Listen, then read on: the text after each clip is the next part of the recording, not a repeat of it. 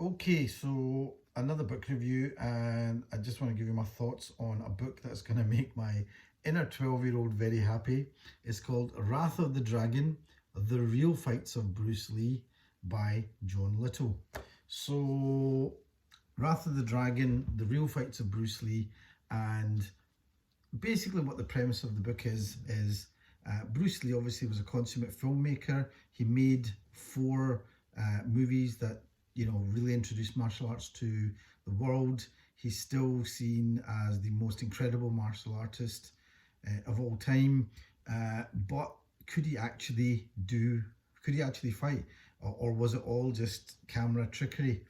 And this is a book really written to answer that definitively. And it's surprisingly, with all the publications that are out there about Bruce Lee, nobody's actually written a book about whether he could actually properly fight. People think that he can, people are fans of his, people have said individually things, but nobody's put everything together to show whether he could actually walk the talk, rather than just talk the talk, but could he actually walk the walk, and could he actually do the things that people say he could do. So I'll read the back of it. Bruce Lee remains the gold standard that all martial artists are compared to, but could he actually fight? World champions in karate competition have gone on record to point out that he never once competed in tournaments, whereas martial abilities merely a trick of the camera. For the first time ever, Bruce Lee authority and best-selling author John Little takes a hard look at Bruce Lee's real-life fights to definitively answer these questions. With over 30 years of research that took him thousands of miles, Little has tracked down witnesses to these fights, as well as those who were present at Bruce Lee's many sparring sessions against the very best martial artists in the world. From the mean streets of Hong Kong to challenge matches in Seattle and Oakland, to the sets of his iconic films where he was challenged repeatedly. So basically what John Little has done is he's actually gone round everybody who's ever had any encounter with Bruce Lee, either in a real fight situation that he knows of or a sparring session, and he's collated all of that together. But he's written a very readable book, but half of the book is literally full of references. So half of the book, this is the book, and this is the references, and he's backed up all of his references, where he's got them from. There are something like 64 recorded encounters that Bruce Lee actually had, and these range from people at school, at college, to Golden Glove boxing champions, and also grapplers as well, national judo champions. So that answers a question: would Bruce Lee ever be able to take on somebody who was a grappler? Now, he's recorded 64 matches, or sparring, not matches, but sparring encounters. And essentially, it sounds like, well, Bruce Lee starts off with his art called Wing Chun, which he learned in Hong Kong.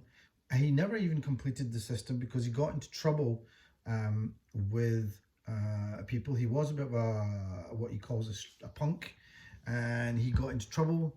But he was already a cinema hit. He was a young teenage, he was a child star in Hong Kong movies. He also took up cha-cha dancing, so he was quite physical. He was a Hong Kong cha-cha champion, and he then took up Wing Chun. He did very well, but he never completed the system, and he got sent away to Seattle. But by this stage, he was completely obsessed with martial arts, and in America, he met all sorts of other martial artists, and also he met other people who were bigger than him physically. So he got into bodybuilding. He learnt about how to take on a bigger opponent. He came into encounters with boxers. By the way, he's got an entry as he won a boxing tournament in school, but he used mostly his Wing Chun art. So anyway, what does the book come up with? Firstly, I mean, I loved reading this. Like I said, my inner 12-year-old was like, yes, let's read about this, because anybody who grew up in the 70s thought that Bruce Lee was the toughest man in the world. And then, of course, you realize that what you were seeing was him in the movies, and then you had all these champions like Chuck Norris and other people saying, well, he was kind of like a movie star, and also people like Joe Louis. So he thought, okay, Bruce Lee was a kind of fabrication. But there were other people that would come out and say things, and you couldn't quite get understand why they were saying this. You had people like Jim Kelly, who was himself a national karate champion, who said that Bruce Lee was unbelievable. He was untouchable, was his words. And he looked amazing in the movies, but John Little has gone round everybody to say what he said, and it sounds as if everybody that came in front of Bruce Lee in an actual match was beaten by Bruce Lee very comprehensively. There weren't many people that gave him a tough time, in fact. And even when he was sparring with people afterwards would say all sorts of things, that he was just too fast. The ones that I was really impressed with that I didn't know about were people who were actually Golden Gloves boxing champions now, and that means I think they were amateur champions, but they took on Bruce Lee, and what they were saying is they were overwhelmed by his speed and just couldn't get near him. And a couple of interesting ones was, there's a very famous film star called Ryan O'Neal, who at one time was the most famous film star in the world back in the 70s. He was actually a tough guy. He was a Golden Gloves boxing champion. There's this footage of him sparring with Joe Frazier. Admittedly, it's an exhibition match, but Muhammad Ali made a comment looking at that, saying that Ryan O'Neal had actually done quite well. Apparently, Bruce Lee had met him on a film set and just overwhelmed him. So some of the things that you're seeing now, there seems to be a bit of a reaction to the reputation of Bruce Lee. Joe Rogan has said, was he really that good? He's questioned that. Quentin Tarantino made a caricature of him in his movie Once Upon a Time in Hollywood, where he shows him as a big loudmouth, which maybe that is true or not. I don't know, probably not, but it made out that he was not as good as he made out. This seems to give you a very different picture of him. Essentially, what it's saying is that anybody that came in front of Bruce Lee dealt with him effectively. And the kind of people are, for example, all the top karate fighters. And when I say fighters, remember karate at that time was a thing called point karate. And point karate was where you hit a thing and then you stop and then you back off and then you restart again. But he taught them all, and he elevated. He was actually their trainer, half of them. He was teaching them. Some of them sought him out for lessons and couldn't find him. I'm going to read the quote from Jim Kelly, who was a world middleweight karate champion. There's a lot of stuff that people aren't saying about Bruce and his abilities. It's like a code of silence, and people aren't saying how good he really was because they're protecting their friends and their own reputations and tremendous egos. On film as a martial artist, Bruce was the greatest. He had soul, he had rhythm, he had style. And there's not a martial artist today who's doing films that has any of that. I'm not saying they're no good. I'm just saying that Bruce was incredible. There may never be another martial arts film star who will be equal to Bruce. As a matter of fact, I doubt there was anyone in the world who could have beaten him. Bob Wall was a friend of his. He was a world karate champion. Bruce Lee was simply a world-class martial artist. He could have been lightweight world champion had that been a goal of his. He was just phenomenal. Hit like a heavyweight, lightning speed, phenomenal footwork, excellent condition, excellent defense, and very intelligent. I mean, he was a tough guy. He had all of the world champions' respect, I assure you of that. And there's things here from Louis Delgado, who was East Coast versus West Coast karate champion. I've never seen anyone like Bruce Lee. I've met and sparred with several karate men, but Bruce has been the only one who's baffled me completely. I'm completely in awe when I fight with him. There's a guy called Ernest Lieb. who's a World Tang Sudo lightweight division champion. Although I've won 42 karate tournaments, I do not consider myself a match for him. His speed surpasses most of the black belts I know. Then obviously people are going to say, well, what about the grapplers? Could he was a striker, he could hit and punch, but could he deal with a grappler?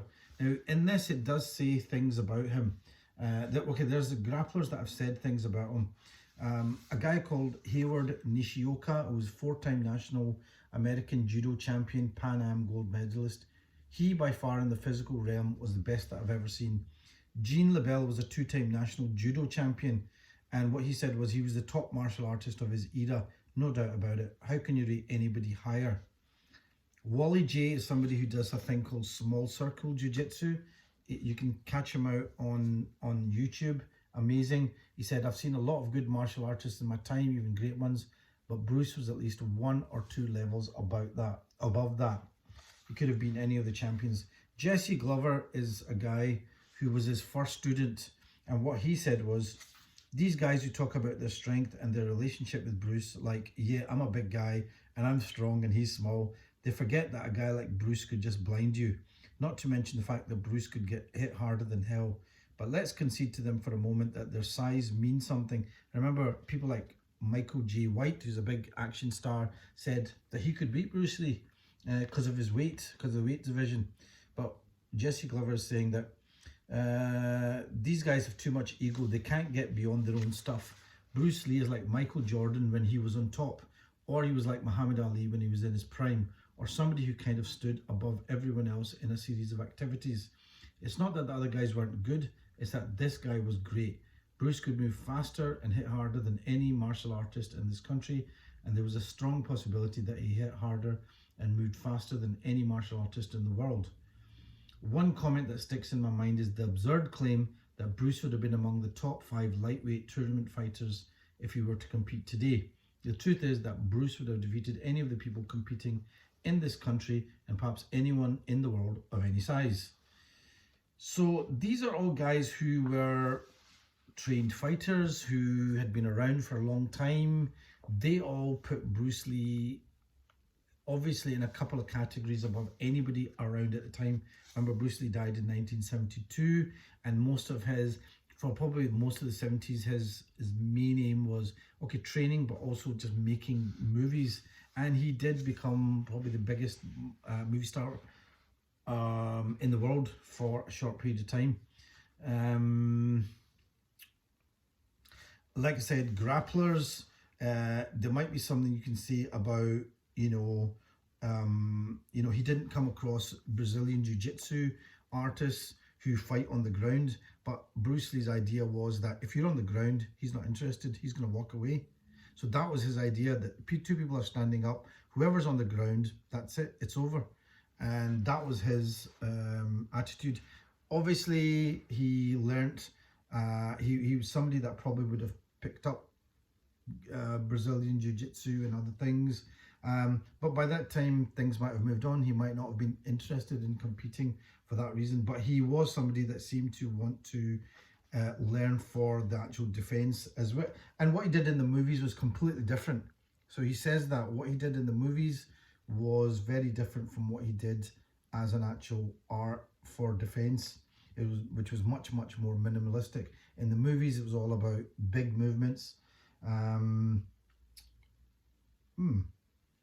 Yeah, interesting. So it's a good book.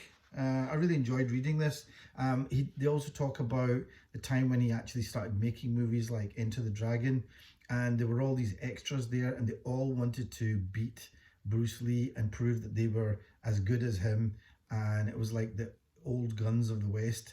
And apparently what they do is people would come up, tap on the ground 3 times, and that would be an open challenge. And that went on apparently about 5 or 6 times, and Bruce Lee demolished these guys.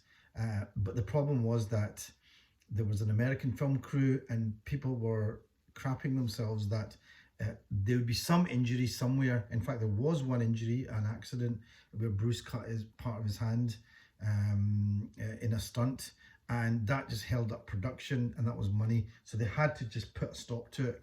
But that is chronicled with all the witnesses.